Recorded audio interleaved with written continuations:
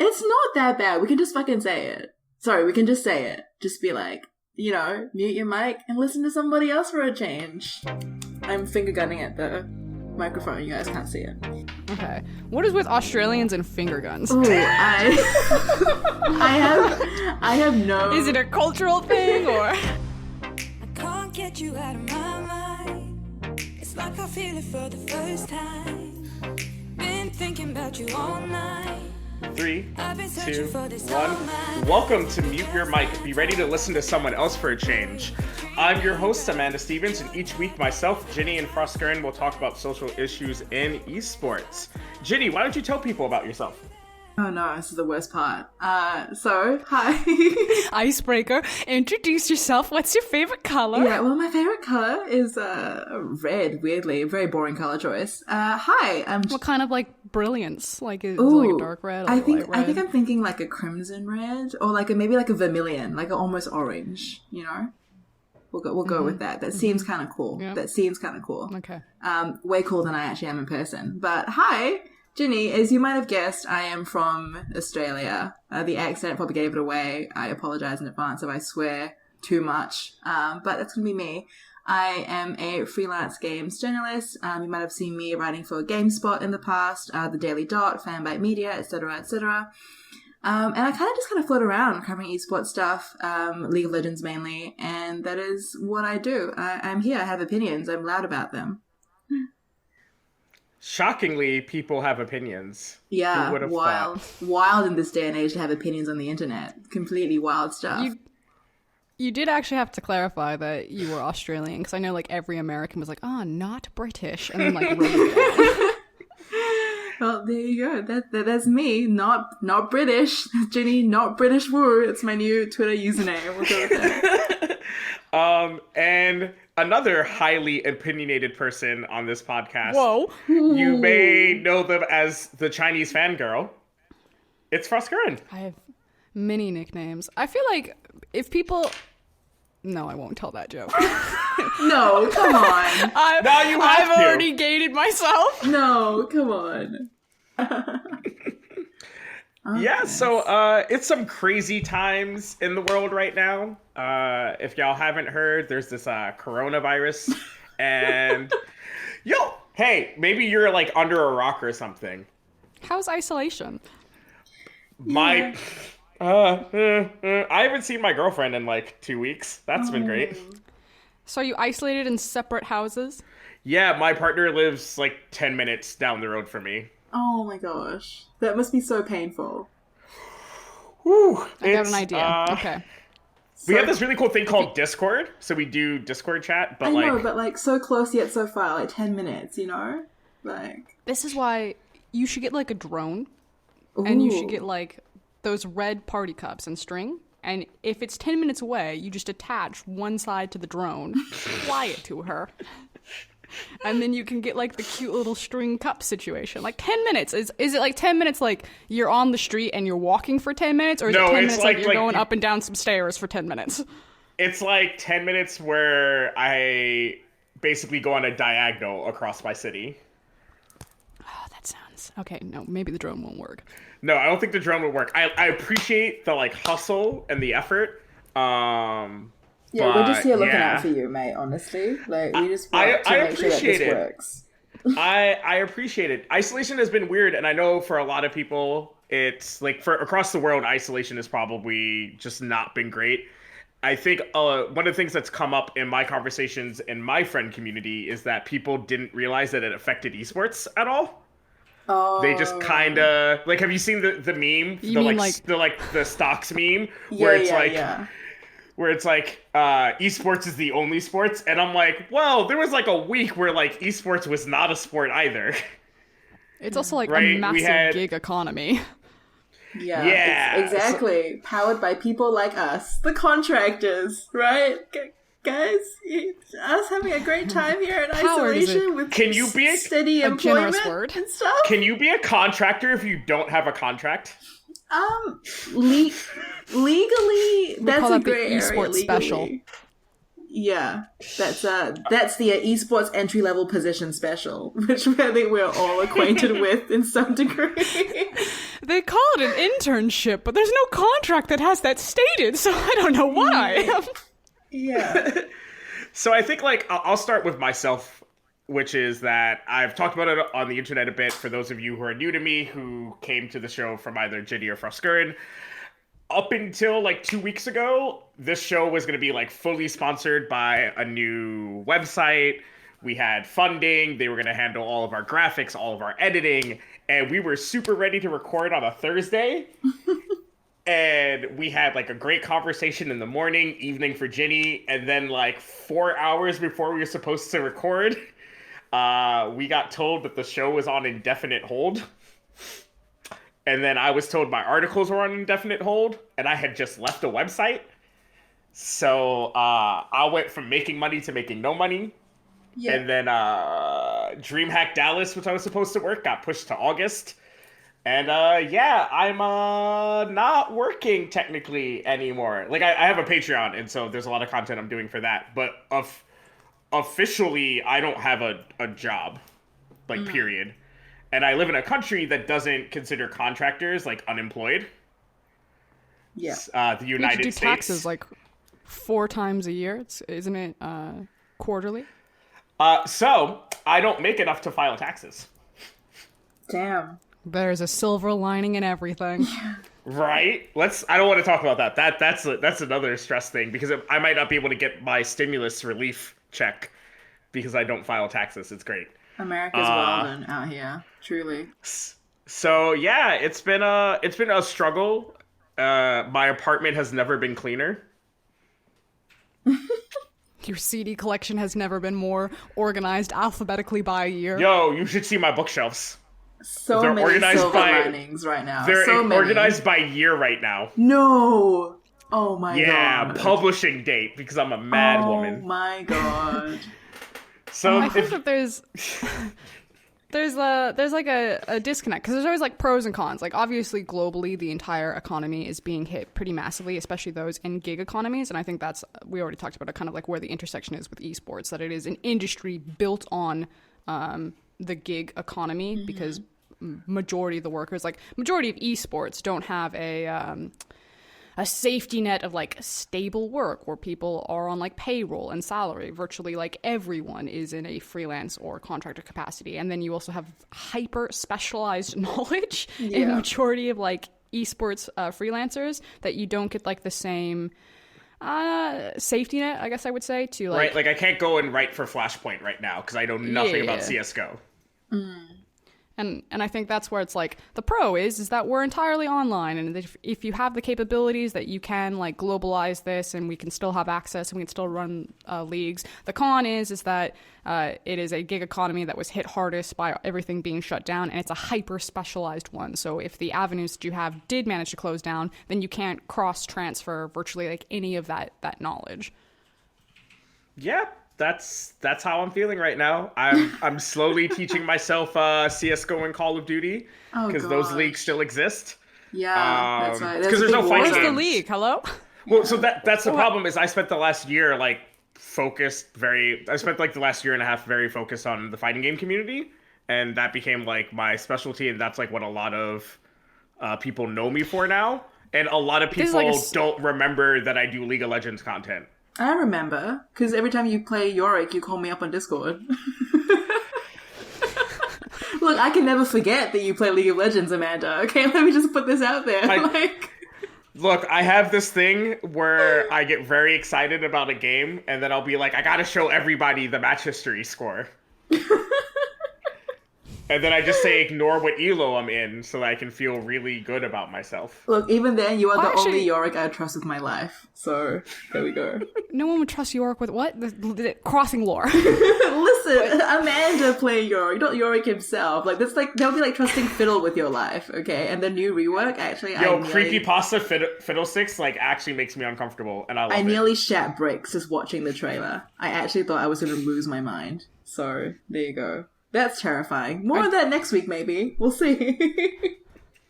I do have a question about the FGC specifically, though, because I've like been watching the landscape and like looking at all of the specific esports titles. I kind of have a feeling that, and maybe I'm wrong, that the FGC might not really recover from something like this because online play really isn't a thing in the FGC. Like, it's very much about offline tournaments since a lot of the games don't have like the capability to do that. It's also a much smaller scene in terms of the money and the infrastructure already invested into it. Like, of all of the big titles, you're like CSGO or the FPSs, those will probably be fine. The big MOBAs that have like massive money behind them like Dota and League, those are probably going to be fine. But like the FGC, I'm actually really concerned about, and I don't know if it survives simply because it bands together that you have multiple people who will compete in like different titles across the FGC, and that like bolsters it up, or if this like Corona really just slams this community.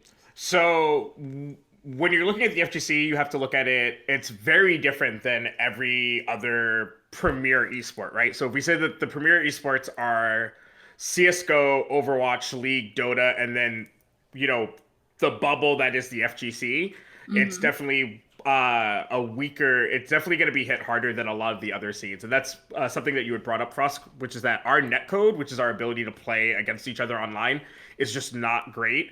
And you have people with different internet, right? It's not like, you know, in China where all of these teams are playing, you know, in their team houses with really amazing internet infrastructure, and it's going to be great. And, you know, the Riot servers are great. This is peer-to-peer connection, and it's often very terrible. But you have to remember that, like, there's the super premier events, like, you know, like a Combo Breaker or a Community Effort Orlando or even, like, Evolution. And those events probably aren't going anywhere.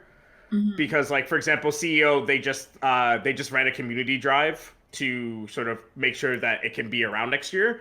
But you're going to have events sort of like Michigan Masters, which is probably never coming back. Right. These, like, smaller regional tournaments that aren't part of the bigger tours, that aren't that premier level. These premier level events are going to be mostly fine. There might be some financial hit, but, like, the community will probably rally behind them. But when we're talking about the FGC, like, there will still be a Capcom Pro Tour next year. There will still be a Tekken World Tour next year. The events that represent that tour might be very different depending on what happens, because, like I said, some of these, especially some of the smaller events that people look forward to, like a Michigan Masters, like a Frostbite, those might not be around because of the financial hit of losing the event. Whereas, like, some of the bigger events will more than, like, I'd be very surprised if there wasn't a Combo Breaker next year or an Evolution. Like, Evolution is almost tweeting out every week that they're still going to be happening in August. So, but you are right. It's just, it's not going to make, like, a scene completely disappear. You're not going to be like, where did Tekken 7 go? Where did Street Fighter go? That's not going to happen. But specific tournaments, especially ones that you might be more familiar with in, like, a local setting, are going to be hit really hard by this. Is there, like, a big turnover in terms of, like, talent? Like, do you guys have new like fighters coming in every year? So the thing is, like, this isn't going to affect the skill of a lot of players, because you can still play at home. The netcode isn't so bad that you can't really train. But I don't think that, like, this is going to affect the size of our community. Like, I don't think that, like, a community that's, like, on the come up is Unist. It's what we call a poverty game or an anime fighter. It's a really good game. It was part of the Red Bull Conquest Core this year. What? A poverty fighter? What? The Under Night game, right? That's the Under Night. So Poverty Fighters are games that don't have big tours and also don't tend to have big prize pools. So you play them literally because you love the game, right? So Unis is one of those games, and last year was made part of EVO as, like, an official one of the big 8 games of EVO. And EVO's like our Super Bowl. And so the scene saw a huge surge. And a new title just came out. I don't think Unis is going to, like, disappear off of the face of the map because of this. Like I said, it's not going to necessarily affect the individual games, but it is going to affect the tournaments. And it's also affected players. Players who are not especially strong or don't have huge brands have been let go from their orgs. So like a player like Alex Myers was recently let go from Tempo Storm because there was no events coming up. So like, and you're I'm sorry seeing to be the that. downer. No, you're fine. I mean, this is the thing that people haven't really talked about is like the community has for talked a sure. lot about how the tournaments are affected, but what they don't realize is like there are some pros like fighting really hard to keep their contracts. The commentators, there's no LEC to fall back on. Like a lot of my commentator friends just don't have jobs until question mark. I saw that a lot of the FGC like smaller tournaments were asking that if people could spare the financial like strain to not pull ask for the refund. refunds. Or some of these TOs. TOs. So some of these TOs are also asking. So like for example, Big E is a TO and tournament organizer in the Philadelphia area, so like Northeast Atlantic, US. He's asking people to roll their entry fee into the next tournament he does. Because if you go to like April Annihilation, you're probably gonna go to Summer Jam. So like he's asking that people push their tournament fee to the next tournament. Instead of just full stop. So some TOs have put up PayPals. So some TOs have put up PayPals to like be like, hey, if you can spare some money towards us, that'd be great. I've said it on the neutral, which is please, please, please, if you can spare the financial burden to not take the refund. But there's not a lot because we don't know what the impact is going to be. Capcom just made an announcement that the first half of the Capcom Pro Tour is canceled. Just full stop. So every event until July is not part of the tour. So even if an event is still being ran, there will be 0 CPT points for it. Shit. Whatsoever. So like I said, I want people to be focused on like the tournaments because like if there's no TOs, there's no FGC. But like remember that this is also affecting the pros too, and the commentators. So if you have like a Twitch Prime and you got a favorite pro or you got a favorite commentator, you should hit them with that Twitch Prime, because like your favorite League of Legends player, they're doing great. Your favorite fighting game player, not so much. Damn.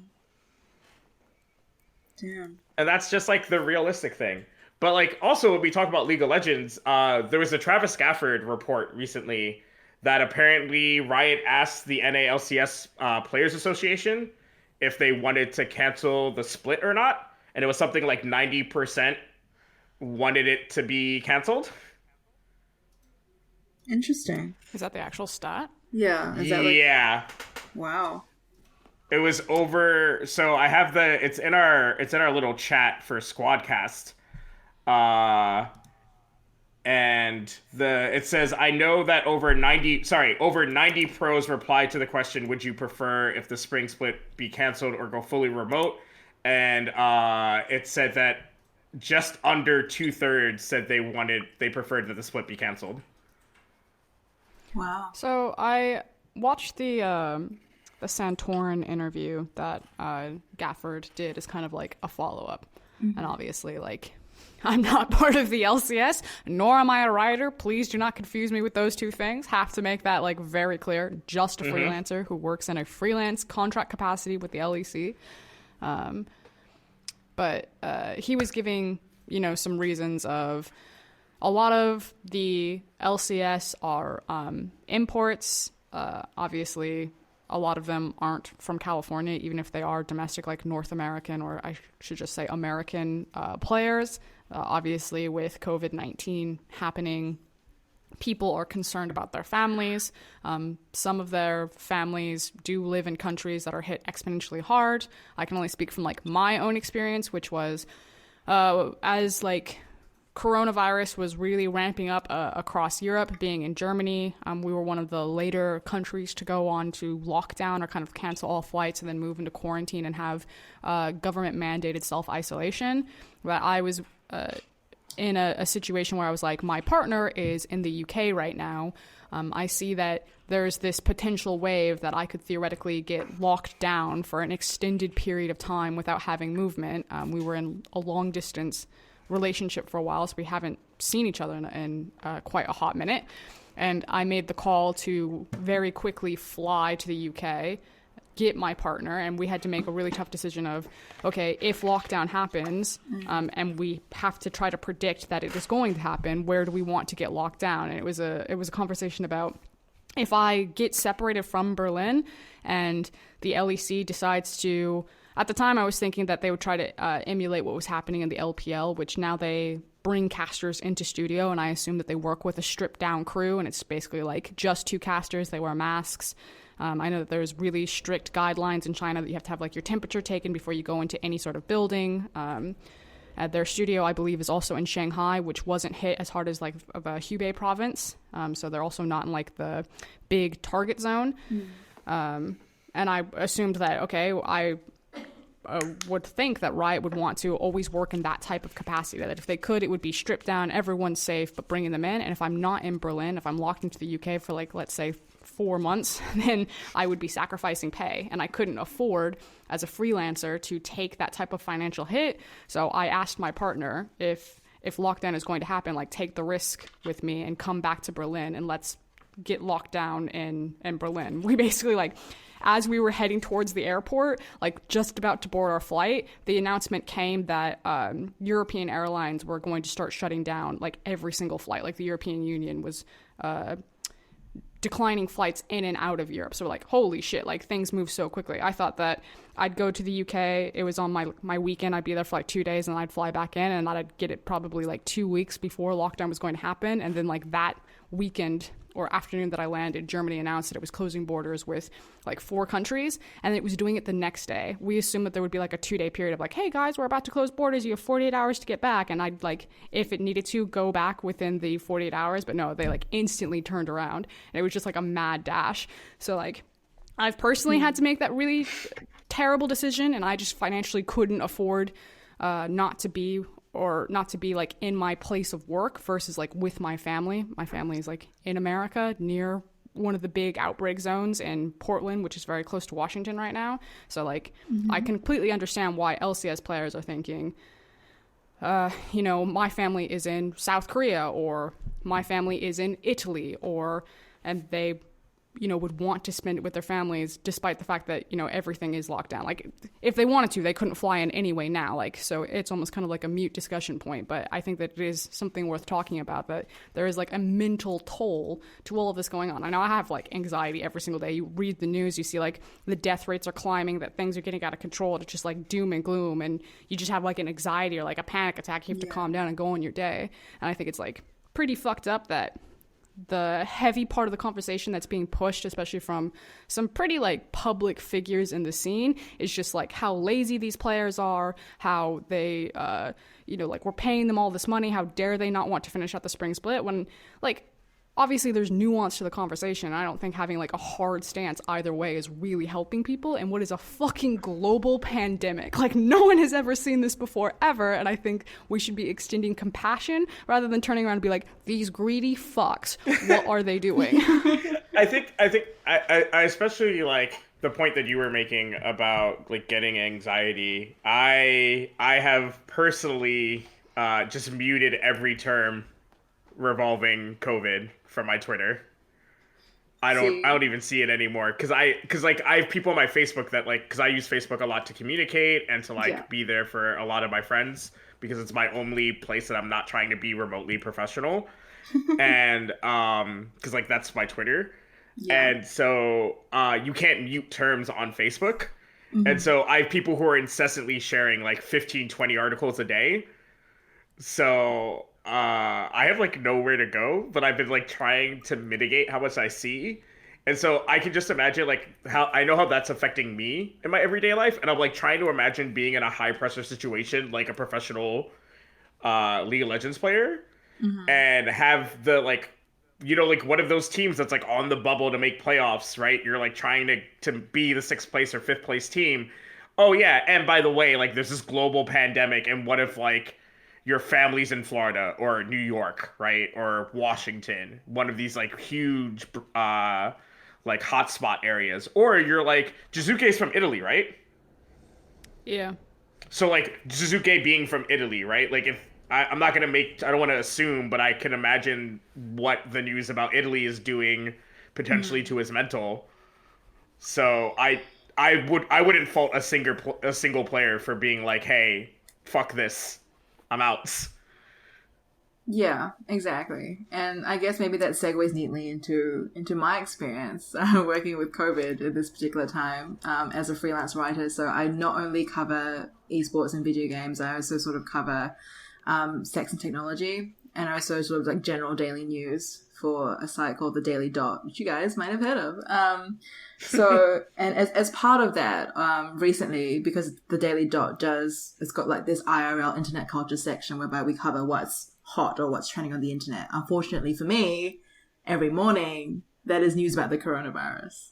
So unlike y'all, or unlike any people that have the luxury of, I guess, turning that kind of stuff and muting that stuff and just not looking at it, I have a job where I need to look at what's trending, which happens to be COVID-19, and I have to write about that job to pay write about that pandemic to pay my bills. So I definitely feel what you're both saying about that anxiety factor, because I have no professional way to turn that all off, essentially. Even if I'm not, let's say, writing about the coronavirus specifically that day, like I'm in Trello or in Slack or in something or in some kind of work environment whereby there are cards up all the time about, COVID this, COVID that, coronavirus this, coronavirus that. So because the esports scene has been affected and has given, I think, video game and esports freelancers that write in the industry less opportunity, we've had to branch out into things like regular news, tech news, for example. And that stuff has, I think, put us face to face with things like the coronavirus and COVID, at least in coverage. And that's been a huge thing that lots of my freelance friends have had to adjust to. Like, we're picking up news gigs on the side and things like that, and we're just kind of being bombarded with this stuff, not only in new types of gigs, but also just having this entire cycle of the COVID stuff just all around you all the time, percolating for professional reasons. And that has been very difficult. I know personally the fact that Overwatch League cancelled all their, in-person tournaments, that's been a huge blow to my friends who cover Overwatch League content. A lot of them make their bread and butter from traveling to events and doing interviews, right? Like interviews after matches, interviews before matches, like kind of minute by minute squad-based coverage. And that's their bread and butter. And the fact that they can't do that anymore has really affected a lot of their steady income streams. I know Overwatch League is the main example there for me because most of my mates do cover that stuff. And also Overwatch League, I know recently are having a huge backlog in terms of interviews because everyone's going, okay, everyone's all online now. So every outlet's scrambling to get an interview slot to cover the split as it happens in a way. But there's now this huge demand for online-based interviews. And if you think about it, you've got to organize translators for every time slot, translators for every player, because pretty much most of the Overwatch scene in the USA is comprised of foreign-based import players, right? So you've got all these extra moving parts now. And I think that meme going around, it's like, oh, everyone's at home and so esports is the thing now and everyone can just do their job and enjoy esports and the scene is booming and stocks this and stocks that. They forget how many moving parts come into play when you take in-person broadcasts and take them fully online, and how many people are then affected by the roll-on effect of making all these moving parts kind of, I guess, crash together like ships in the night. And we're all just kind of driving blind here because moving an industry like esports all online is possible, like Frosk was saying just earlier, but it has so many components and affects so many people and affects so many gig workers that it really just has almost been untenable, I think, for some people. And it's just been a clusterfuck, really. And I think what some people don't realize, and this is speaking from like specifically the NALCS perspective, because I know LEC is a little different, is that a lot of these teams don't like doing remote interviews at all. So there's just not a lot of value. Yeah. You talk to some of the like the more premier brand type of players, and they will almost never take these smaller, what they deem smaller level interviews because they're like, that doesn't help my brand. I can't control any sort of quality. Exactly. Like we have so many players that be like, I will only do content with Riot or like a premier sports organization because otherwise it's not worth it. Which on the other side of that, then the freelancer is like, but I need to have the interview with like the big names or no one's going to give a fuck about the content that I'm putting out. So like the thing is that at least if you have like a press pass to LEC or LCS, exactly. there's like this like sort of even if they've never heard of your outlet, they're a little bit more willing because you've been vetted by Riot. Yeah, Whereas there's a different level I've had of a lot access, of for sure. I've had a lot of my freelancer friends who like made their living going to LCS every week be like, cool, now I can't go to LCS and I'm having a harder time talking to these players. Yeah. So like these people are assuming that like, oh well, you went to LCS every week, of course Cloud9 is going to talk to you.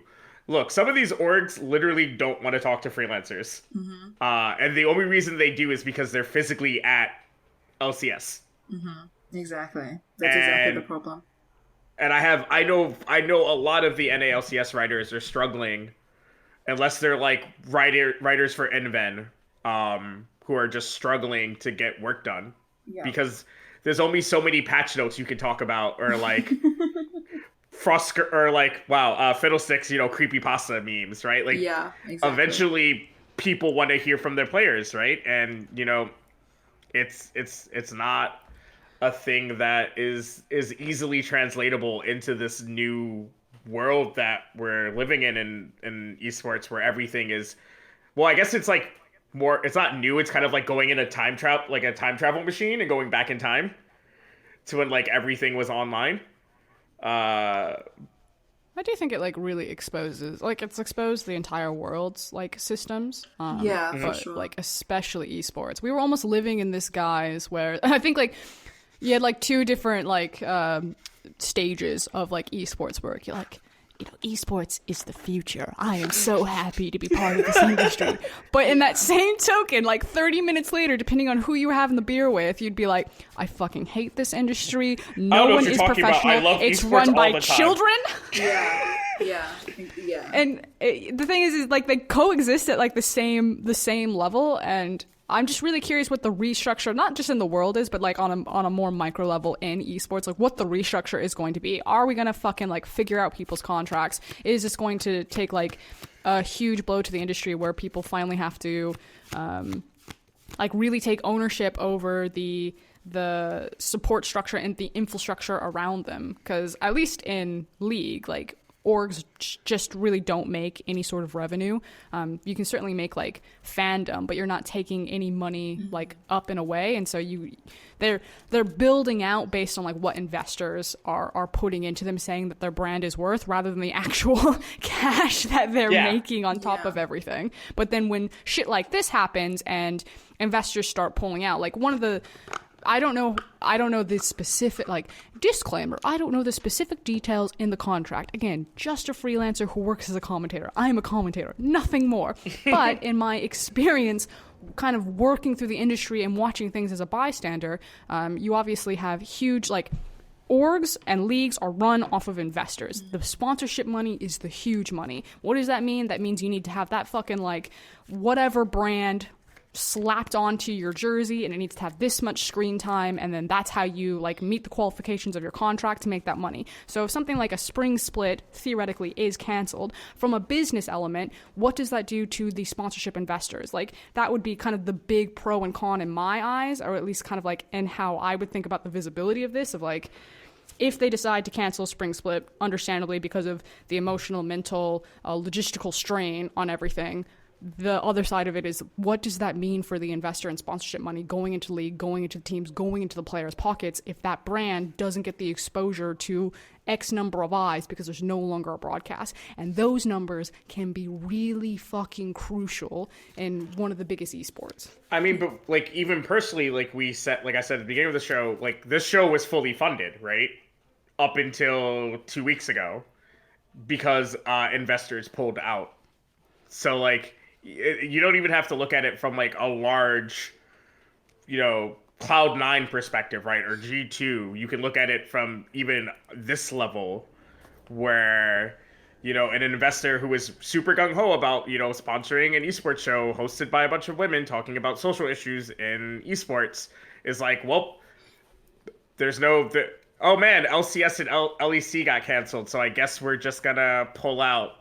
Like, they didn't wait to see if there was going to be restructuring. They just heard that a week was canceled, and they pulled out. So I think, because to a lot of these like big endemic sponsors, or like, I won't call them sponsors, I'll call them investors. Yeah. It's kind of like, it's small fry comparatively Yeah. to some of the other money, like what you invest into a traditional sports league like the NBA versus what you invest into like an esports org are going to be vastly different numbers. Like, we're like a side project to a Yeah. lot of these huge big names that they just put on the Trust, I know. portfolio. So like, yeah, and in our esports department, you can see that we're paying out 1.5 million, but in our actual department, 300 billion. You know what I mean? Like, Yeah, that's exactly it. And like also from just the esports freelancer perspective, as well, like you also get organizations that have esports money, that own esports outlets. They will often have content arms, and they will own peripherally some other unrelated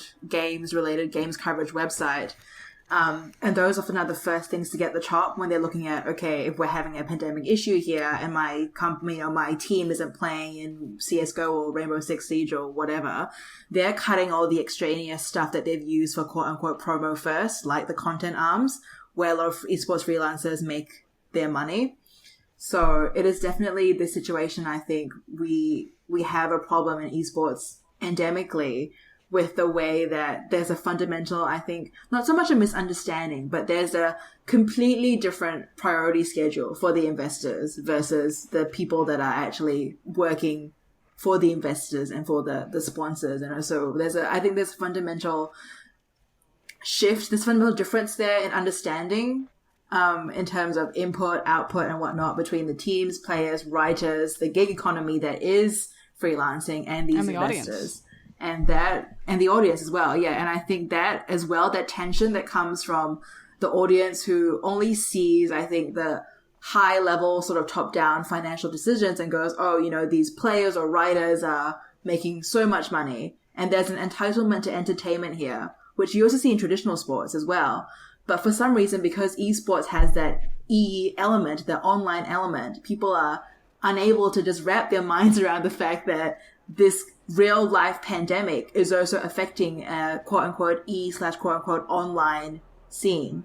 And that, I think, has been the hardest thing to communicate to people that are not in the industry with us, that this is really fucking tough as well.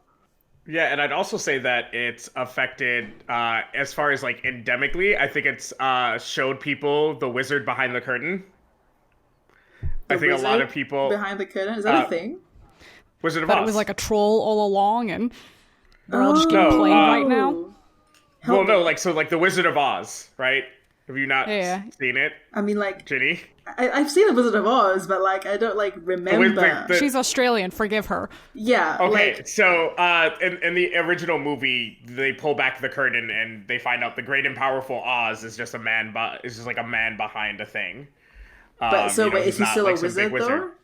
No, he's just a regular guy. So the Wizard He's of Oz basically like a con man. Oh, okay, Yeah. okay. I get Yeah, it. that's where the pull back the curtain comes from. It's like that and like puppet Okay. shows. All right, got it. Anyway, Thanks. You learn something new every day on this podcast. So it's shown a lot of people, I think, how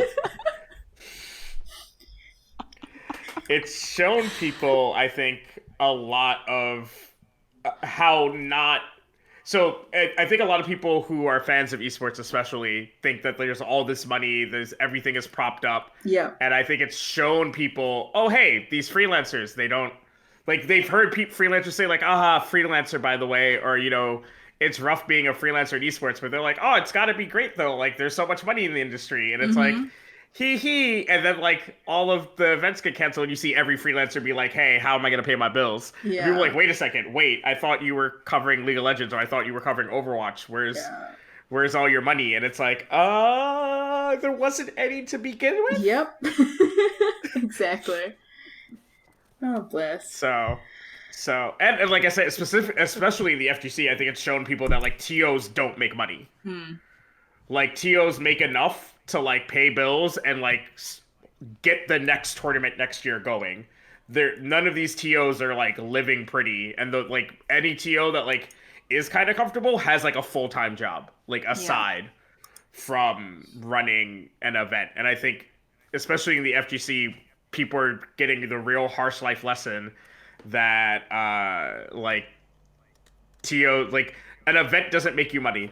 There is a great piece of advice that a Magic the Gathering No event makes tournament, anyone money. No. yeah, so this is the funny thing. So a really big Magic the Gathering tournament organizer that I used to work for a few years back, someone came up to him after like a 10K. So the prize pool overall for the top 16 was $10,000. And he was like, "Hey, so like I want to run an event. How do I make money?" And the TO looked at the player and deadpan said, "You just don't run an event then." Yeah. And the player looked at him shocked, and he was like, "So then why do you run all these events?" And he's like, "Because the events let people know that my store exists and my online store exists. And then it's like marketing." He's like, "But I go negative almost every event." Yeah. And the player's eyes just like went wide, and it looked like his brain exploded. And that's sort of the thing that I think a lot of people in the FGC are seeing, is that a lot of these events are just propped up. They look great, and there's a lot of passion put into them, but there's no revenue being generated. It's the $1 million question. If anyone can learn how to Make money translate in esports. fandom into revenue, Please. Yeah. Tell literally any You one instantly- of us. But we've been doing this show for a while, and it's been a little doom and gloom, which obviously, if we're being realistic about what's been going on in the world, it's kind of hard not to have a sour What's one spin. happy thing? Yeah. Yeah, so Let's think of a happy thing. I'll start with Ginny. Ginny, Oh what's my God. one... She just put you on the spot so hard. She just pivoted, was like, "Ginny, fix this." Yeah, just So- like, hey, like I'm the dog in the house on fire. This thing is the house on fire, on fire. No, and but- Amanda's like, actually, you know what? Here's an empty bucket, no water. Fix it, mate. Just fix it. Well, no, so what I was actually going to ask is, like, what's something that you're doing to, like, what's a positive thing going on in your life right now? Oh, damn. Wild. That's really depressing. The way that I paused then was very depressing. I am... Oh my god, you're just laughing at me. No, listen, okay, listen. I have positivity in my life, okay? I know the fact that maybe I had to disclaim that makes it sound sarcastic or unreal, but My life I is do. happy, I swear. I swear, I am joining a very cool Vampire the Masquerade tabletop campaign with a bunch of my That's friends who live that in like- other countries. Pardon? D&D? Yeah, that's like D&D, Yes. except Like you're all hot Okay. vampires. So it's, it's lovely, it's awesome. But yeah, so I'm doing that with my mates who live in Australia and America. And so we're like, social distancing, all that sucks ass. But you know what doesn't suck ass? Having internet. And Sucking necks. sucking necks. Oh my god, that should be my Wow. tagline. Can that for be the thing. title I don't suck ass, of the I suck. episode? Holy shit. Holy shit. I That's actually can't make amazing. that the title of the episode because nobody will listen. No, this is brand synergy. Why? That's... I love this. What do you so mean? much. That would be... If I saw sucks ass, sucks necks, like, I would click on that. Yeah, also just I'd be like, oh, yeah, premium just, Snapchat. Yes, exactly. I'm just saying, if you put suck ass in the title, I guarantee you I will have a bunch of very confused followers who will click on that and end up listening to our podcast. So All right. So you have Yeah. your Vampire the Masquerade tabletop, Frusker, and what's a positive going on in your life? Wait, was that all? I mean- Was Ginny done? I mean, there are other Oh, things. Ginny, you got more? I mean, Ginny, yeah. let's Yeah, there are go, Ginny. there are other things. go. Well, this podcast. Go, Ginny, go! Yeah, this podcast obviously is a positive. And because I love working with my mates, and I just gonna lump Frosk in there as well as a mate because even though I've only known her for like literally an hour, it's cool we're mates now.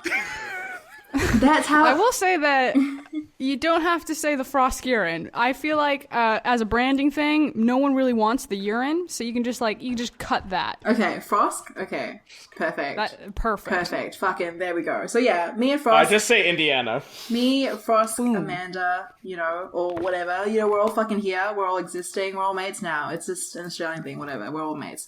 So yeah, this has been fun. Like I've enjoyed doing this, despite the fact that we talked about COVID for like literally 45 minutes. This has been otherwise pretty cool.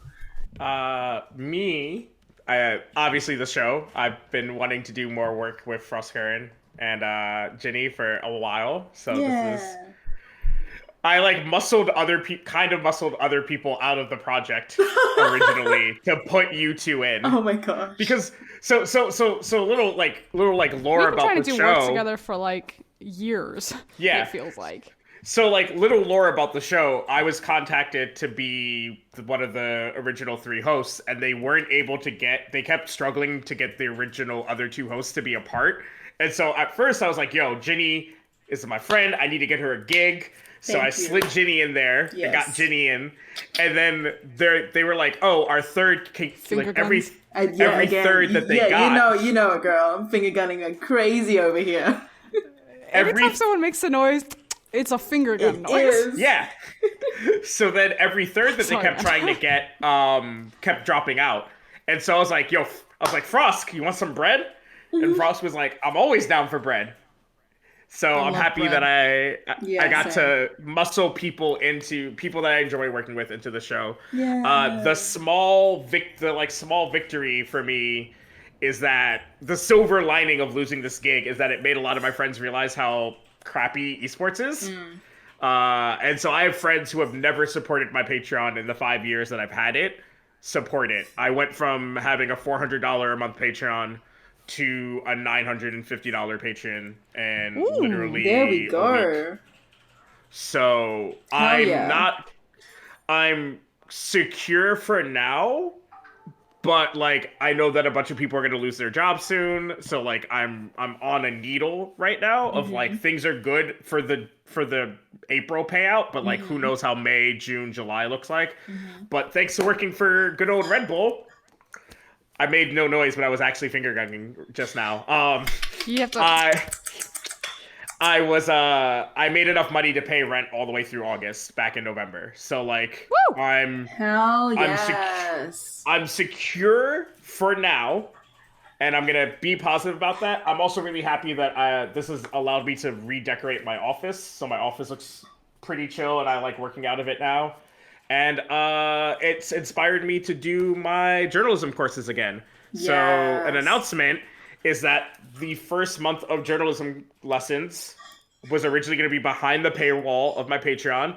But since I know that people need something to do, I'm going to make the first month of journalism lessons free on my Patreon. So the first month they'll go out a week late. That's the trade-off. So if you're a patron, you get them the week that it comes out. If you're not a patron, it'll come out a week late. So if you're wanted to learn how to become a better interviewer, or you want to learn how to promote your articles better on social media, head over to my Patreon and you'll be able to watch all of that really great content. Because what some people don't know is I used to be a journalism teaching assistant. So I have a background in actually teaching college level journalism courses.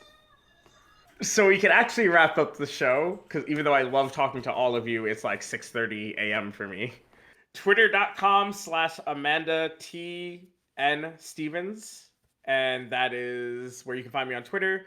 And then Sage Gnosis is how you can find me everywhere else on the internet, even though Frostcurrent hates it.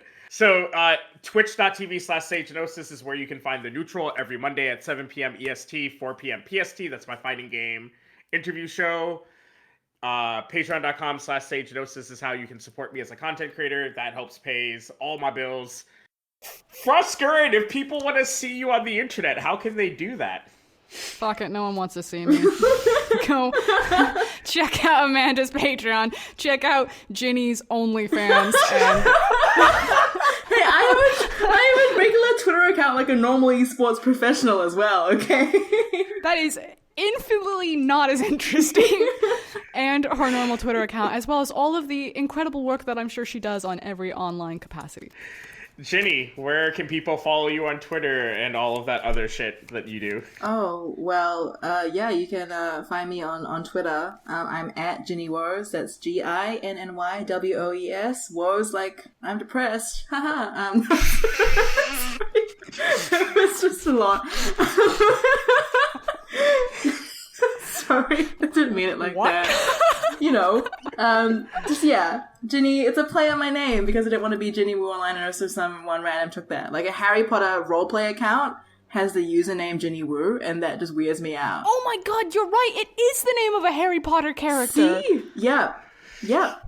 It's all coming together Yeah. now. We're locked in for the long haul. See, I haven't seen a photo of you, so you just are now getting like the internet like. I am literally okay. I'm going to drop the link to my Twitter in the chat now, which my co-hosts are both going to look at.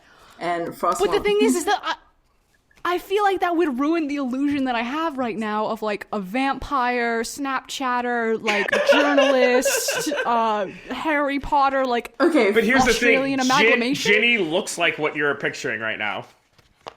I bet you. I don't know what Frosk is picturing right now. I bet you €1 that Ginny looks like A single looks similar euro? to what you're.